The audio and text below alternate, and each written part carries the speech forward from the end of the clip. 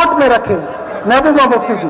मंच पे बैठे हुए तमाम लीडर साहिबान, यहाँ रामलीला मैदान में आए हुए हमारे भाई, हमारी बहनें, सबको मेरा सलाम, मेरा आदाब। आज देश बहुत मुश्किल हालात से गुजर रहा है। ऐसा हाल है, न कोई वकील, न कोई दलील, न कोई कार्रवाई और सीधे जेल।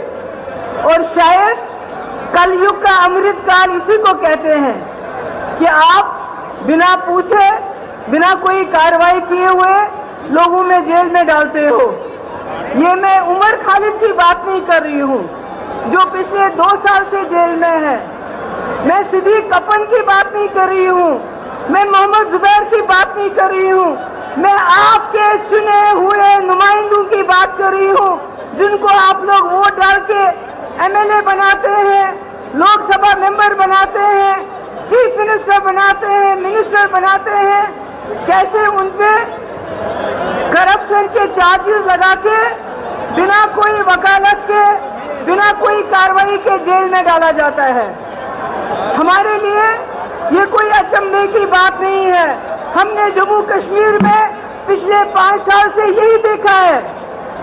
हमारे हजारों की तादाद में नौजवान, मैं, फारूक साहब, उमर अब्दुल्ला साहब, पूर्व मुख्यमंत्री, तीनों को बंद कर दिया गया और देश को बताया गया कि हम देश हित में कर रहे हैं। जब आप संविधान का उल्लंघन करते हैं, जब आप कानून का उल्लंघन करते हैं, वो देशभक्ति नहीं, देशद्रोही होता है। जो संविधान का उल्लंघन करेगा वो देशद्रोही है। आज जम्मू कश्मीर एक लेबोरेटरी बना है, वहाँ टेस्टिंग होती है, फिर आपके साथ वही होता है। केजरीवाल जी का क्या कसूर, हेमंत सोरेन जी का क्या कसूर?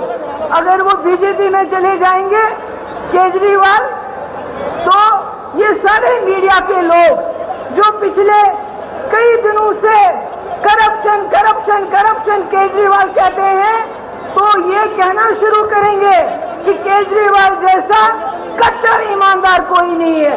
सिर्फ बात यह है कि केजरीवाल यहाँ से उठ के बीजेपी में चले जाएं। केजरीवाल का क्या कसूर? उन्होंने गरीबों के बच्चों के लिए स्कूल अच्छे अच्छे बनाए जहाँ से डॉक्टर, इंजीनियर, लॉयर, टीचर निकलेंगे।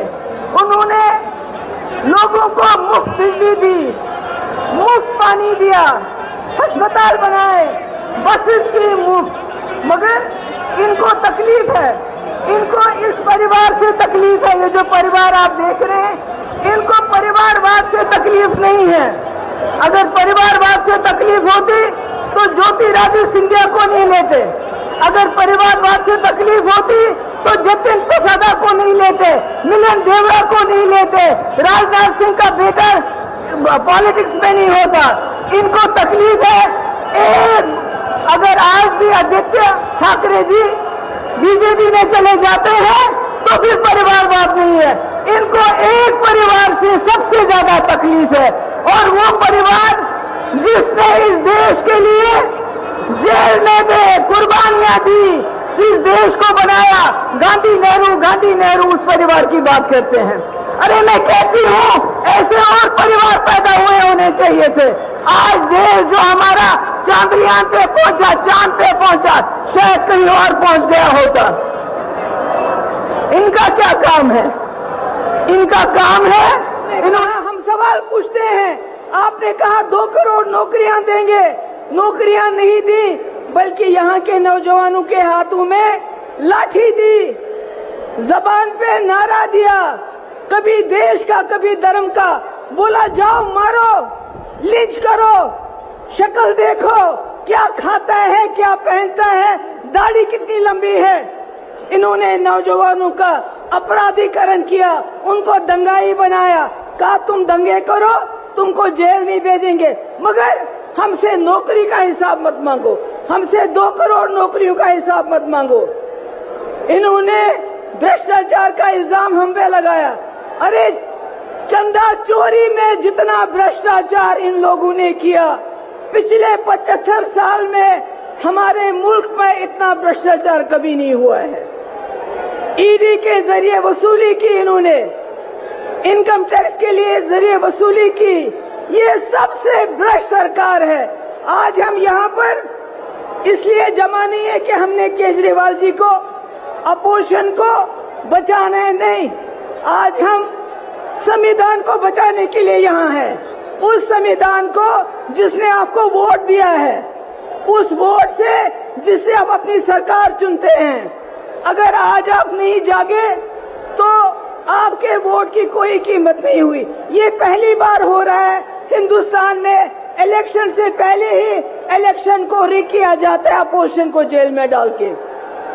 मेरी आखिर में आप सबसे गुजारिश है, हमारे इंडिया अलायंस के पास टीवी नहीं है, अखबार नहीं है, फेसबुक नहीं है, यूट्यूब नहीं है, इनके पास सब कुछ है, गोदी मोदी सारा मीडिया। इसलिए मेरी आपसे गुजारिश है, हमारा मीडिया, हमारा अखबार, हमारा फेसबुक आप लोग हो, आप लोगों को जाके लोगों को समझाना पड़ेगा कि केजरीवाल जी हो, हेमंत सोरेन जी हो या कोई और हो, वो जेल में इसलिए है, वो संविधान को बचाना चाहते हैं, आपके वोट को बचाना चाहते हैं। बहुत बहुत शुक्रिया। बहुत बहुत धन्यवाद महबूबा मुफ्ती जी।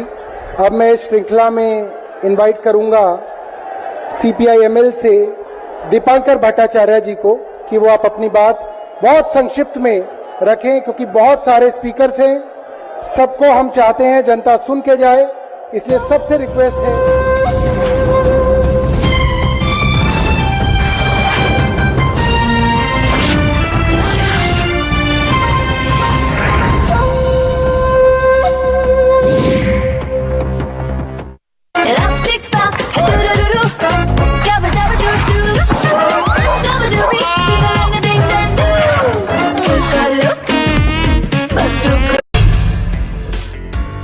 एक और बड़ी खबर हम आपको बता दें, इंडिया गठबंधन में बड़ी खबर इस वक्त की, ये बड़ी खबर हम आपको बता रहे हैं। रामलीला मैदान में आज इंडिया गठबंधन की महारैली होने जा रही है। रामलीला मैदान में इंडिया अलायंस के तमाम राजनीतिक दल, राजनीतिक नेता एक मंच पर एकजुटता दिखाने की कोशिश करेंगे। केजरीवाल की पत्नी सुनीता केजरीवाल भी मंच पर मौजूद रहेंगी। इस रैली को सफल बनाने के लिए, भव्य बनाने के लिए, विशाल बनाने के लिए इंडिया अलायंस की तरफ से पूरी तैयारी कर ली गई है। अभी जो अपडेट हमारे सामने आए हैं, उस अपडेट के मुताबिक अरविंद केजरीवाल की धर्मपत्नी सुनीता केजरीवाल भी मंच पर मौजूद रहे।